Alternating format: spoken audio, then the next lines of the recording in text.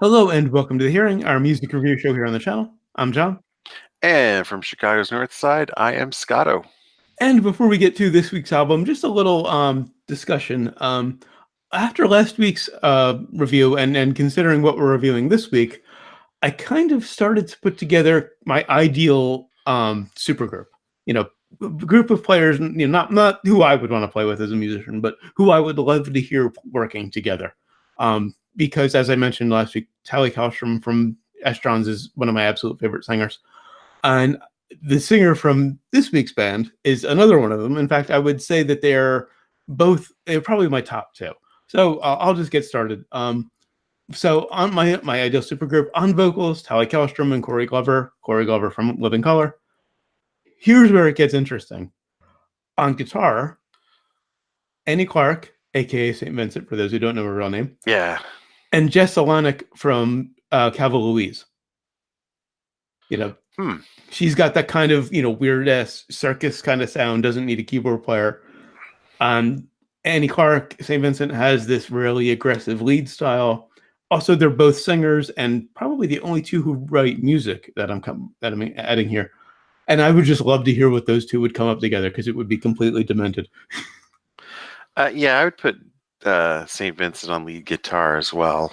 Okay. If we're talking like my current, you know. Yeah, well. Oh, yeah, if you're going with people currently active, right. Yeah. And on bass, I wanted to stick to people who hadn't already played together. You know, I didn't want to put just, you know, people who were in the same band in this band. Yeah. So that rules out Doug Wimbish and Steph Pringle. I was tempted to put Getty or Les in there, but I think they would have been too much with Annie and Jess. You know, Les is my only entry in both the all-time and current.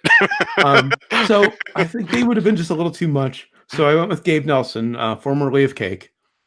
I played on Prolonging the Magic and Comfort Eagle, and I think Pressure Chief. He's really good at working his way through a complex arrangement and being heard. You know, because Cake stuff is all over the place. Yeah. Drums, I had a bit of a challenge. Because, again, I wanted to stick to people who were currently active, and Neil retired. I was torn between two drummers. I decided, I thought of the meme and said, why can't we have both? Akane Hirose from Bandmate. As I mentioned when we reviewed them last week, one of my absolute favorites. Just a great technical, straight-ahead rock drummer, which works well with my singers, Tally and Corey, because they're both, you know, powerhouse blues-based kind of singers. But I wanted somebody who could also play to Annie and Jess what they were doing and kind of the weirder side. And I realized Pat Mastelotto is perfect. Formerly of Mr. Mister, played with King Crimson for a while. Okay, yeah. He's also worked with INXS, or not INXS, XTC, sorry, and Matthew Sweet. So he's played rock, pop, prog. I think, you know, they would be an interesting combination. So yeah, I don't know if all of that would sound good, but it would sound interesting. Yeah, my current I still really haven't formed entirely. But I had a feeling you were going for, you know, older players. But I mean, the old time is pretty easy, of course, because you know, you can debate about it. It's fun to debate about it for a lot of them. But for current, of course, I got Les on bass and St. Vincent on lead. I haven't worked out who I'd have on rhythm guitar for a current player. The past, of course, I'd have Townsend, right, and Hendrix on lead. And for drums, all time I've had Carl Palmer. You could even still put him on as a current, you know, because is he still active? If he's still playing with somebody, then yeah.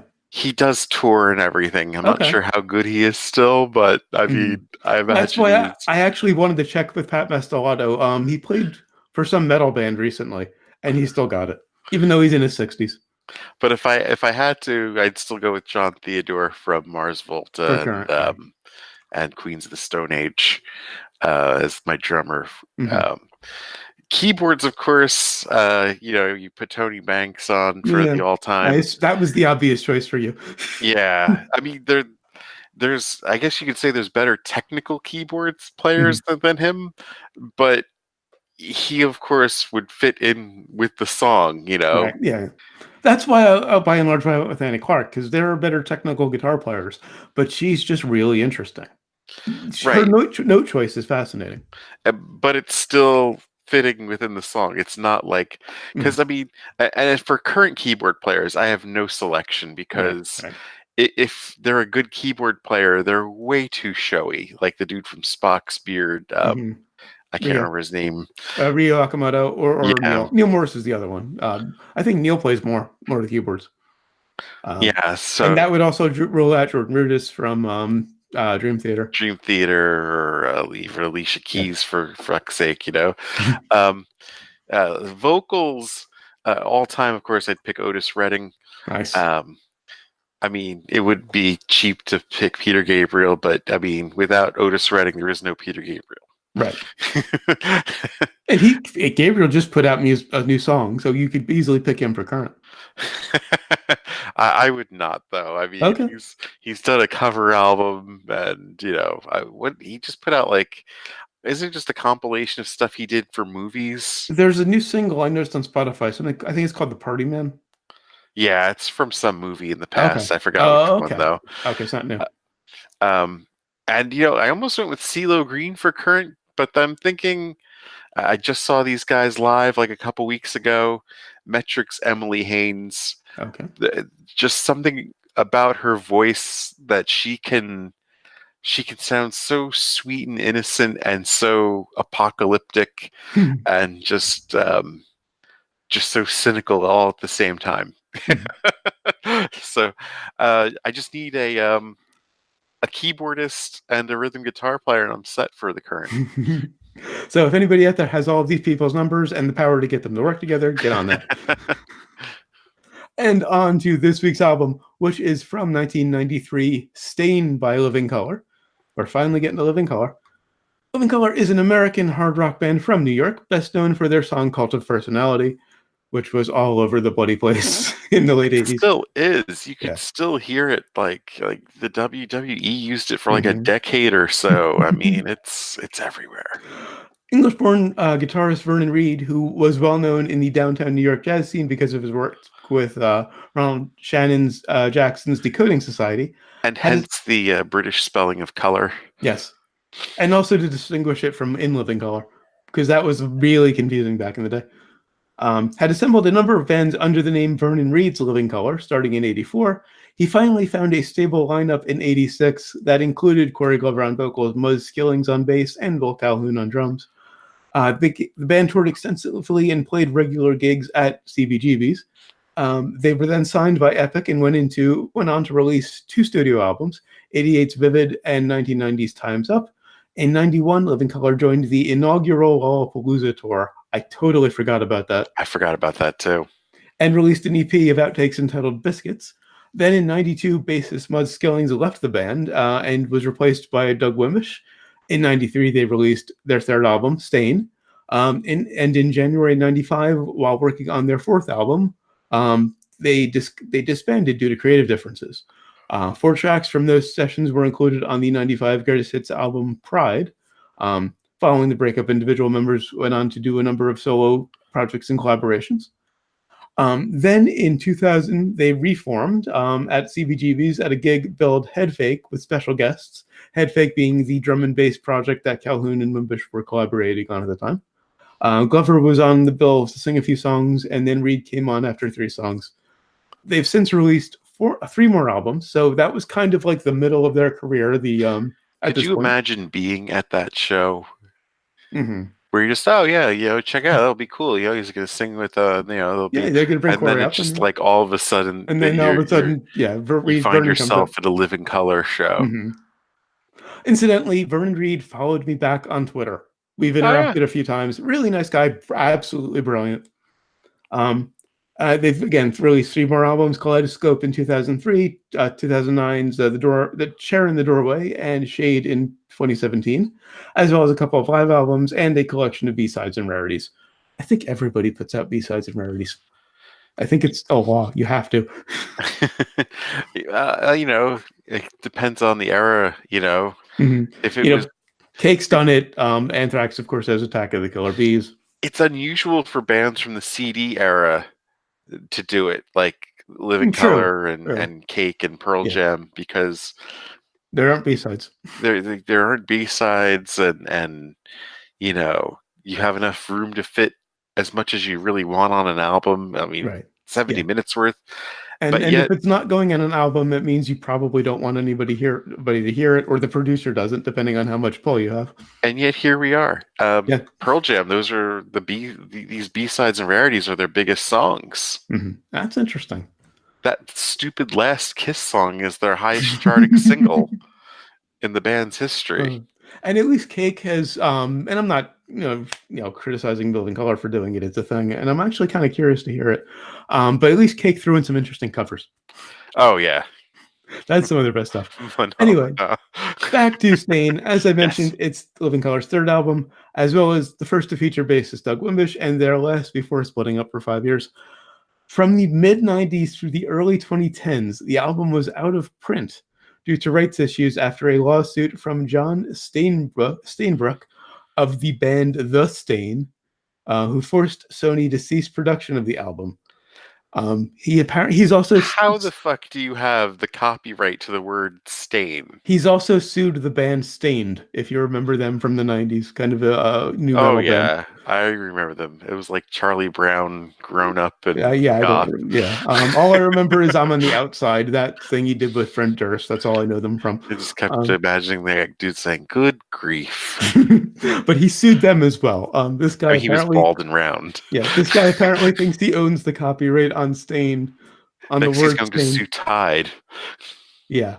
However, in November of 2013, the album was re-released by Music on CD and then available as an MP3 download. And in June 2018, the album was re-released on a limited edition green vinyl. I have the original red cover. I bought it in '93. Huh. Let's see. It was originally released on March 2nd, '93 by Epic Records, produced by Ron St. Germain and Living Color, and features Corey Glover on vocals, Vernon Reid on guitar and guitar synthesizer, Doug Wimbish on bass and ambiance, Will Calhoun on drums, with special guests Andrew Fairley on vocals on Hemp. I believe he also wrote the poem that goes along with it, and Bernard Fowler on backing vocals. Yes, that Bernard Fowler. Oh, wow.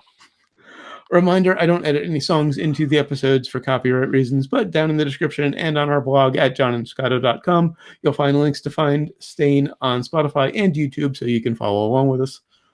On to the tracks. Track 1, Go Away. A little jarring to hear young Corey Glover. I've been hearing him recently, current Corey Glover. He's still got it, though. I mean, of course he does. He doesn't go for the histrionics like he used to, but he's still got that tone. If that Bowie tribute comes into your area, by all means, get a ticket and see it. Especially if he's there. What was he singing? I forget the song he was doing. He did a number of songs, but Young Americans. Young Americans was the original. I have never liked Young Americans. Yeah, me neither. I'm not a huge Bowie fan, as I've talked about, but that song particularly always grated on me. Well, right. I was never a Thin White Duke, fan. But I loved the Corey Glover version. But yeah. But this song opens up with this huge bass sound. All due respect to Muskelling's a great player, but he fit in. Muzz always fit in, and it was kind of a clean, mellow sound. Doug Wimbish said, "Fuck that, I'm going big." It's huge, almost distorted bass sound, very overdriven, and this great crunchy guitar sound. Kicks ass, the bass on this, most of this album. Yeah. Vernon just went hardcore. This album is much more electronic than their previous stuff. Yeah. And it's much more aggressive, which is interesting from Living Color, because it's a very pessimistic, in a lot of ways, album. Oh, yeah, definitely. The sound, I feel, is very...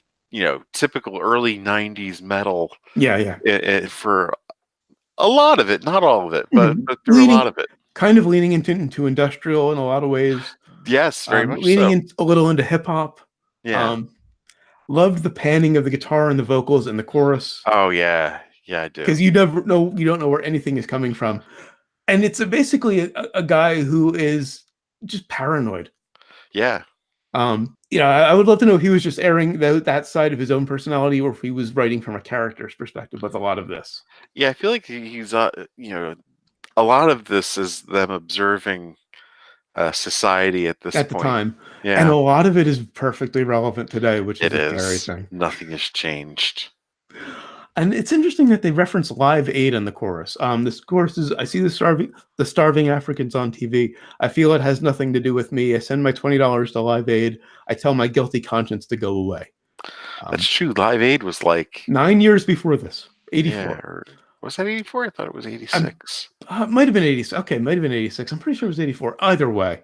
No, I was playing guitar when that happened. You're right, it was 86. Yeah, Because I Band Aid started in was 85. 84. You're right. I started in 85, so it was 86. Still pretty far before this. Yeah, yeah. Surprising that they would reference Live Aid. I remember spending the day taping that show. I'm sure I haven't looked, but I'm sure you can find both of them on YouTube now. That is probably a good thing to listen to on YouTube. I should look for that. Yeah. And there are some interesting interludes on this album. Like before a solo, Reid and Wimbush will just go into these big, heavy riffs. Yeah. Like into and out of solos, which are great. And I love how Doug Wimbush just takes up space during the solos, because they used a lot of rhythm guitar tracking in the Muskillings era. Right. You didn't just get a guitar solo with bass and drums. Doug Wimbush knows how to fill that space, and he has the rig and the sound that can do it, which I loved. And then just the frenetic bass on the last chorus, because the last chorus just picks up it's the same chorus, just sped up, and Wimbush is just flying over the neck. It's beautiful. And again, it's a surprise to hear something this pessimistic from them. Yeah. Well, not really. I mean, because I think a lot of their things they're very. I thought they always were very pessimistic. There was a lot of social commentary, but it Time's didn't Up, get. Open Letter to a Landlord. They were always known for a lot of social commentary, which I think is what they were doing here. Yeah. But it wasn't as personal. Corey wasn't playing the character who was pessimistic. A lot of times, which is kind of the jarring thing with this album. Not a criticism. I love that about it. On to track 2, Ignorance is Bliss. This one has been stuck in my head for days. After we recorded last week, I went and listened to the album, because some of it I hadn't heard in a long time. And this one just got stuck in my head till today. I think they're kind of in their most, 80s of metal, for here in the next track. This is one of my favorites. I just love the riff. More great heavy bass sound. And the lyrics are just evergreen. This is one of those that really holds up today. Yeah. Because it's a guy who just doesn't want to be reminded of the horrible things going on in the world. He just distracts himself with a woman. Yeah. Ignorance is bliss, problem solved with just one kiss. Yeah, I mean, it kind of makes sense, because I always thought these guys should have been so much bigger than they were. And listening to this, I kind of understand what happened. This is 93, and they really went, well, they didn't go all in, but to have the tracks at the beginning to be such metal tracks when metal was sort of on the out at the time. They were pretty damn big. I mean, Cult of Personality was everywhere. Well, sure, Cult was. Open Letter to a Landlord got a lot of play. All of their singles, oddly enough, the first singles on Vivid, their first album, and Time's Up, got nothing. Middleman got very little play. Solace of You got nothing. But the other singles on those albums got a ton of play. Open Letter, Type was all over the place. Love Rears Its Ugly Head. Yeah. Even Leave It Alone, the first single on this one, got a lot. With the next track, which we'll get to, got a lot. Was all over MTV. They were big. I don't remember this one getting that much. I think not Ignorance is Bliss, but the next song. Yeah, I don't remember Leave It Alone getting. Okay. I remember us playing it a lot. I remember getting played a lot on MTV. But quickly back to Ignorance is Bliss. Love the groove. Great snare sound. I'm not going to say a lot about Will Calhoun. He's a good, solid drummer, but he doesn't show off a lot. Yeah. But he just has a great sound on a few songs. This reminds me of the end of Portrait of an Angry Young Man by Billy Joel, lyrically, thematically. Okay. I believe I've passed the age of consciousness and righteous rage. I've learned that just surviving is a noble fight. That's kind of the point of this. It's I'm not gonna ignore. I'm gonna forget about the problems of the world and just distract myself because I can't do it. All the world problems aren't my fault. Ain't my fault. I take it all with a grain of salt is one of the lyrics. Love the deep ignorance coming from the right side right before the bridge. Yeah. They always played a lot around a lot with samples right from the beginning, and they do a great job with this. And this is the first proper guitar solo we have on the album. And as a guitar player, I never really appreciated Vernon Reid until very recently, because I'm trained in theory, but I never really got into jazz and into studying jazz. I love listening to it. Yeah. And so I think in terms of very conventional harmony and melody, and Vernon Reid is beyond that. He's very. I explained harmonics when we reviewed Zappa. He's very harmonic. He's just going for the sound, the sonic impact, and the emotional impact of the solo. He's just making a sonic statement. And for many years I was expecting a conventional melody, and I'd never really appreciated his solos until recently when I just stepped back and just experienced them as a wave of sound. Oh yeah. And they're I think brilliant. That's what was so, what jumped out of, Cult of Personality. That solo where he just, rides on like that. It's just pure rage. Yeah. Which emotionally fits the song, but musically I never got it until recently. I think I learned enough to finally appreciate what he's doing.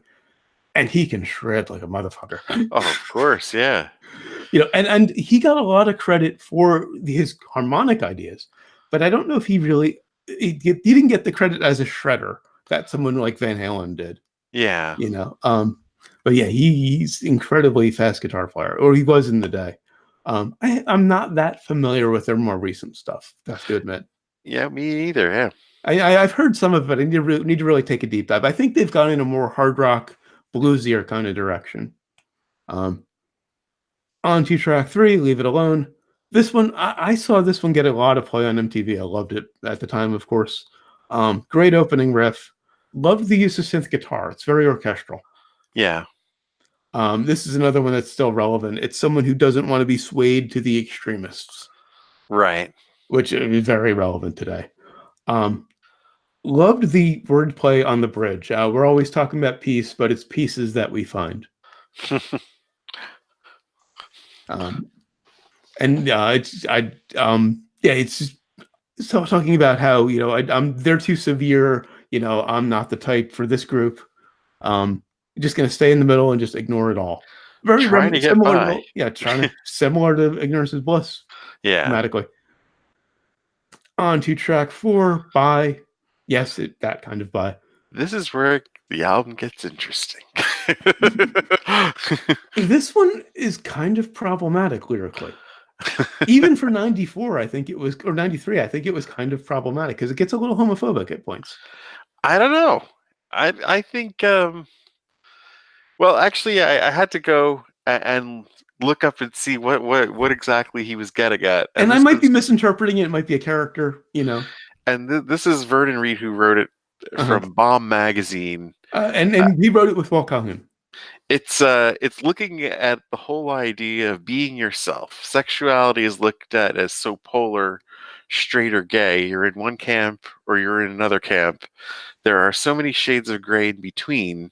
When you come to someone who's bisexual, their desire cuts both ways. They're not uncomfortable in either situation. What I've seen happen with the bisexuals I have known is that other people reject not only their sexual desire, but their validation.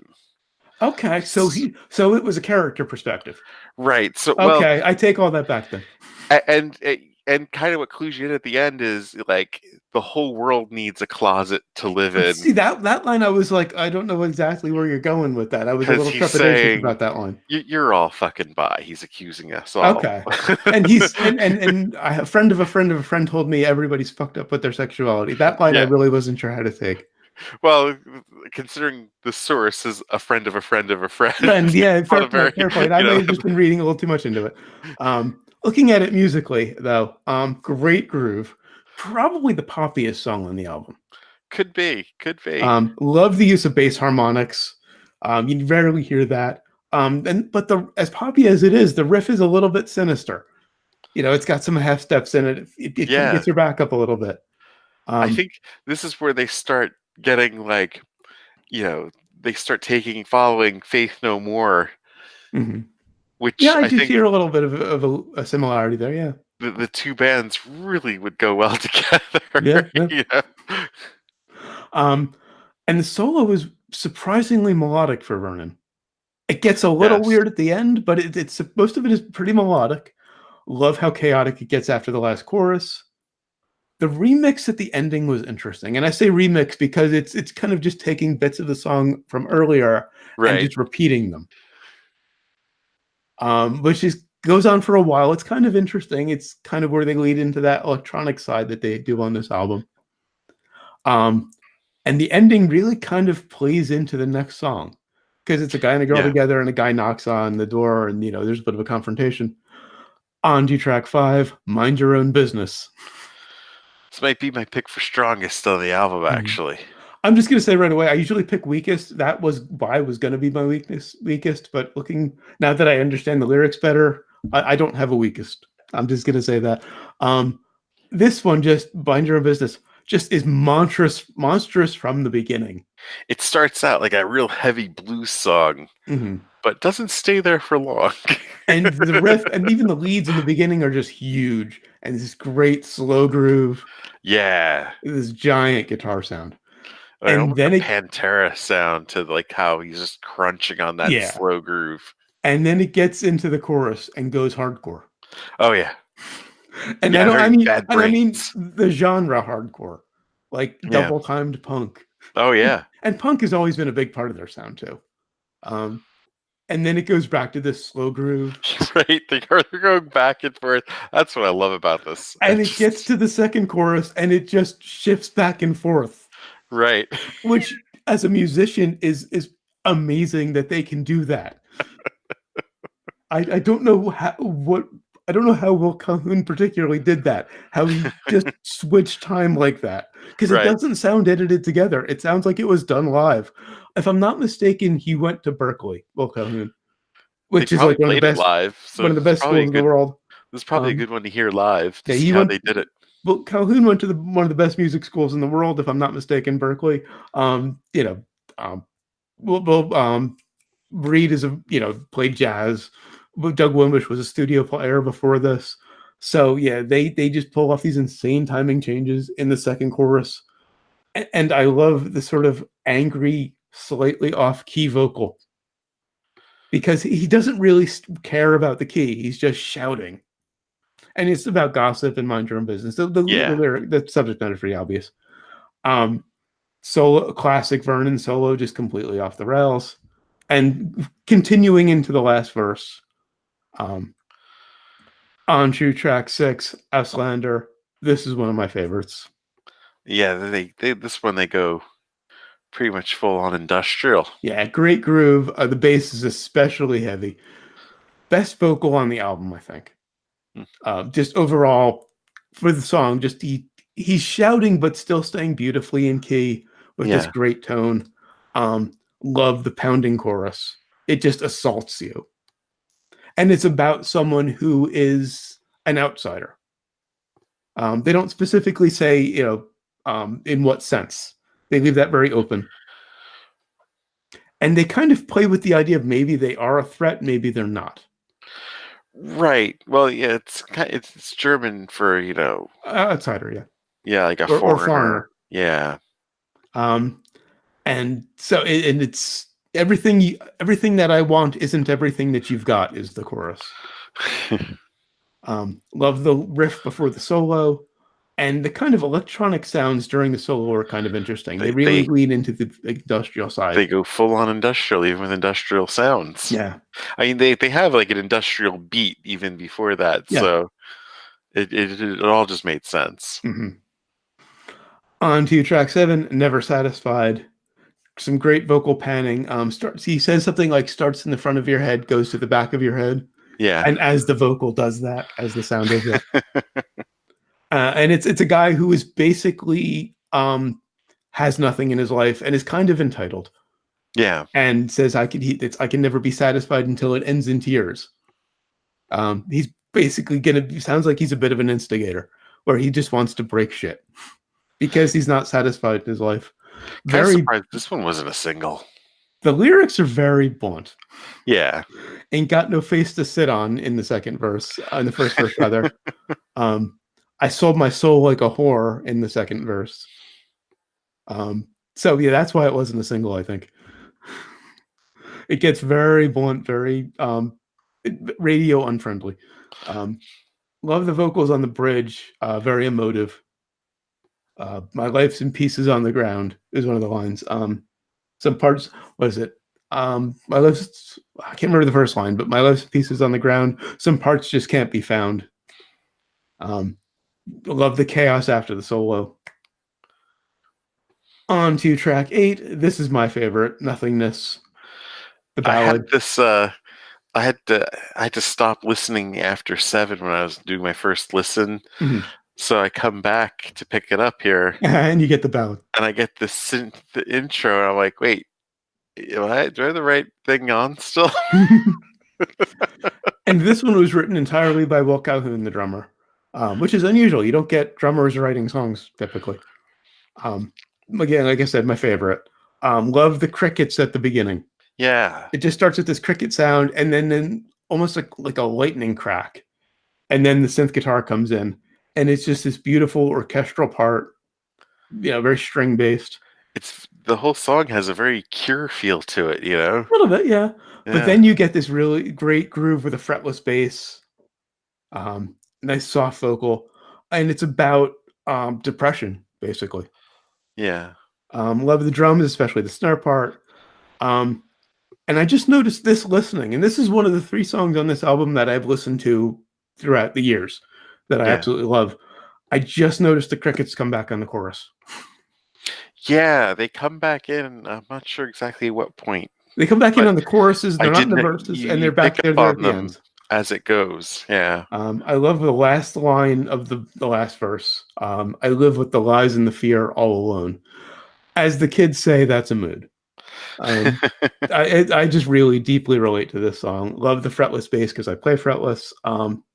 The synth guitar is beautiful. The vocal on the last full chorus, he just really shouts it and gets emotional with it, is incredibly beautiful. And it ends on the line, "Nothing lasts forever," repeated. And I don't know if that's supposed to be sad or hopeful or both.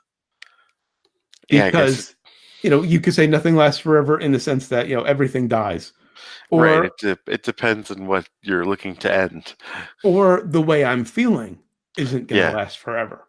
And I love that. Even though I've listened to this song many times over the years, I still had to pause and collect myself after listening to it this time. Absolutely love it. On to track 9, another favorite of mine, Postman. This one's also kind of problematic lyrically, although kind of forgivable for 93. It's about someone who has a mental break, who is mentally ill, who becomes a killer. Oh, okay. Playing on the whole disgruntled postal worker thing. There's a very Faith No More feel to it. Yeah, probably most on there. In actuality, mentally ill people are far more likely to be victims than aggressors. We didn't really know that in 93. So that can be forgiven. It's still one of my favorites. Love the little sigh at the beginning, just this little exhale. Yeah. And then this huge off-kilter riff with this great bass sound comes in. And the vocals kind of come from everywhere, sonically. Yeah. Like if you listen this is one you need to listen to with headphones. Yeah. Because the vocals are panned everywhere. And it's about, he's probably psychotic. And hearing these voices about how he's been crucified, and they crucify me again and again. I won't stay on this cross. Nobody knows the trouble I've seen. Nobody knows what I've lost, is the chorus. And happy things in a happy bag, happy thoughts on my mind. Dogs and monsters, you bastard killers, you bastard sinners, you've ruined my life. He's hearing all of these different voices with these different intents with the TS.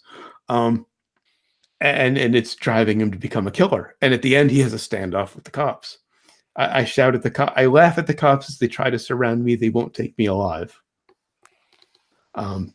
Loved the really insistent bridge, but he's palm muting and it's just a really intense vocal, and the bass is on the right, which I normally complain about. And in fact, I think the bass is panned for most of this album, but I'm okay with it.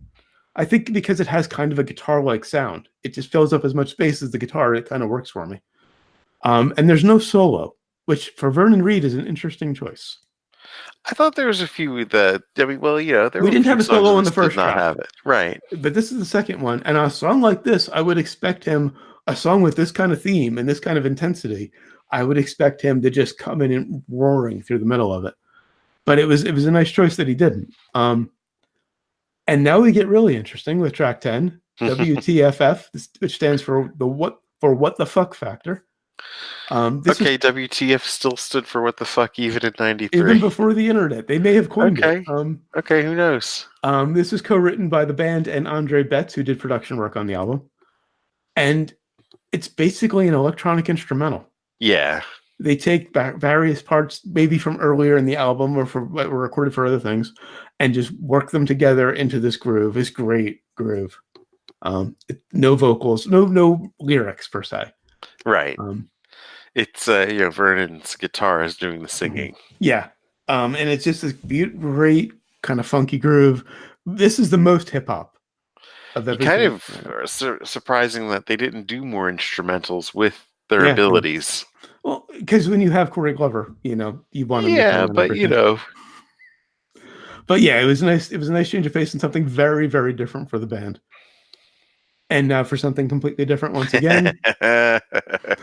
Track 11, This Little Pig. We get a little body count action going. They go full on hardcore. It opens up with a sample about 86 times in 51 times in 86 seconds. It's a quote. Someone or on Lyric Genius, they say it might be a speech from Bill Bradley. It's in reference to the Rodney King beating. He's beaten 51 times in 86 seconds.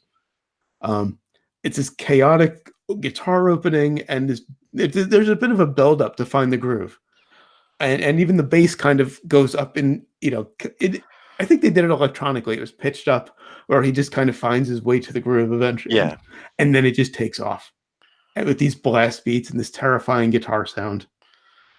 Yeah, they're straight up metal here. I would say hardcore. It's that blast beat double time thing. Love how the guitar and the bass mirror each other between the verses. Great riff after verse 2. A lot of sound effects. And you mentioned body count. It is about cops. Of course, that's why. Yeah. I'm not gonna put words in their mouth, but it does sound like they don't like him. No. Corey actually has a David Lee Roth kind of sound to his vocal. I feel this where it's it's very. Okay. He's just shouting. Yeah, he's not trying to sing at all. He's just yelling. It's a very angry song. I'm not gonna there's a line toward the end that suggests it's a lot like Body Count. I'm not gonna put words in their mouth. But yeah, just great to see them just go balls out hardcore on the song. And once again, another complete left turn, track 12, Hemp, co-written by Vernon Reid and Andrew Fairley. I'm not sure who Andrew Fairley is, maybe a friend of the band's. I couldn't find anything else about him online. I'm pretty sure he wrote the words. Yeah. And this is a spoken vocal with this beautiful kind of off-kilter orchestral synth guitar, and the vocal is distorted. On YouTube, someone said that it's about someone making a noose. Oh, wow. And I have the lyrics transcribed here. It's a short poem, effectively. And here I just assumed hemp was hemp. And it's not marijuana. It's the rope. Yeah. How carefully I've shaped you in the solitude of days. How peaceful is my mind entwined in cord around my fingers. How sweet the days I've marked in knots I've tenderly caressed. So many times I've touched you, reached you, teased you. Now fingering these veins of hemp, their hair upon my skin. And how gently, quickly you will slip into my collection with its bristles, coils, and tensions. Yet your words will be unfaithful before I set you free. Slip as life is bound to slip from this entropy disorder, then tied and laid upon the floor in perfect symmetry, till the frayed edge of your lips on mine, position placed at ease once more, till this restlessness returns, I turn and turn and turn again. Sounds like he's planning to hang someone and put them into a collection.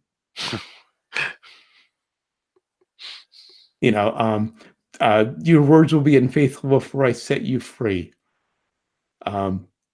Your lips on mine. There's a person there. He's not just talking to the noose as he's tying it. I had no idea what it was about. I knew it was about hemp rope, but I had no idea. It never made sense to me until I saw that comment on YouTube about it being a noose, and I really read into the lyrics. Fascinating. And it goes with the themes of the album. Yeah. Until now, track 13, Wall. This is the only upbeat, hopeful song on the album. Love the bass groove. Again, they go very almost danceable on this one. Right. Probably Corey's best vocal, I think, on the album too, because it just is really just like that blast of optimism at the end. Lyrics are very relevant. It's about, tearing down the walls between us all. Of course. We hate each other for, often pointless reasons, and the walls between us all must fall. Like I said, the only hopeful song on the album. And I wish they did experiment with some longer tracks rather than packing in so many short ones like they did here. I think this demonstrated they had even more potential than the album hints at if they just kind of went on and did like some longer things. Like this was only like 5.5 minutes, but I think they could have gone longer. And I love the vocal effect on the chorus. The walls between us all must fall. For most of that, he's kind of harmonizing with himself, and then until he gets to the word fall, and then the background vocal is pulled out. Right. Which just makes that word stick out. In fact, wasn't this only 44 minutes long, even though we did like 13 tracks? 13 tracks in 44 minutes, yes. Like, the era of CDs, they could have easily, put another 25 minutes in. But this is just a great, hopeful ending. Yeah. The bass is in the middle for once, which was nice. And the analogy of a wall was, again, apropos, unintentionally apropos for now. Of course. I'm surprised they haven't said more about that. I think, I think it's always been bandied about dividing. Oh yeah, the analogy of a wall makes sense. I mean, this is still only 4 years after Berlin came down. Oh, that's true. That's true. I forgot about that. Yeah. I do think that my only criticism of the album, really, now that aside from some lyric issues, the breakdown, I think, at the end is a little too long. They go with the electronic thing where bits of the song are repeated. And I think that just goes on a little too long for me. It's like half the song. Just the opposite. I wanted to see more. Of that bit at the end? Just in general, if they could have just taken their time with it and not been in such a hurry. All right, so would you recommend it? Definitely. It's just, class 1 playing.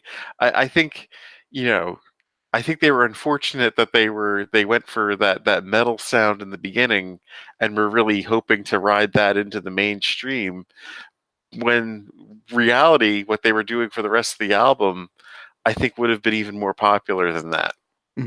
I think this electronic stuff that they were doing, if they had maybe put some of that out instead, I think they would have gone further. And apparently there were 2 other singles. Auslander and Nothingness both have videos. Yeah. And in 93, you didn't make a video unless it was a single. Right. Oh, so definitely. I had no idea those were singles. I never saw anything on MTV. Yeah. So they just got completely buried, even though Leave It Alone did get quite a bit of play. Well, like I said, it was 93. So at that point, I mean, it was, a full-on grunge explosion at that point. And there wasn't room for much else. Right. Obviously, I recommend it. Those Postman Outlander and Nothingness I still listen to regularly, and I'm listening to this, just reviewing it, just reminded me how great the rest of the album is. Yeah. It's probably my favorite album of theirs. I've loved it since '93. All right, that's it for Stain. Until next time, when we'll be reviewing The Land of Rape and Honey by Ministry. Nice. I've been racking my brain to figure out where we should go. I wanted one of your picks because we've been leaning toward mine this year. And I was racking my brain trying to figure out like what we should do next. I was going to ask you, and then like 5 minutes before I started the hangout, I realized Ministry fits perfectly after this. And in a few weeks, we've got the new Bad Religion album that we're going to be reviewing. So I put Anthrax between Ministry and them because that's a nice step toward from industrial to punk. Yeah. So it's going to be a really fun few weeks. Until then, of course, always remember, never forget, wherever you go in life, there you are. There you are.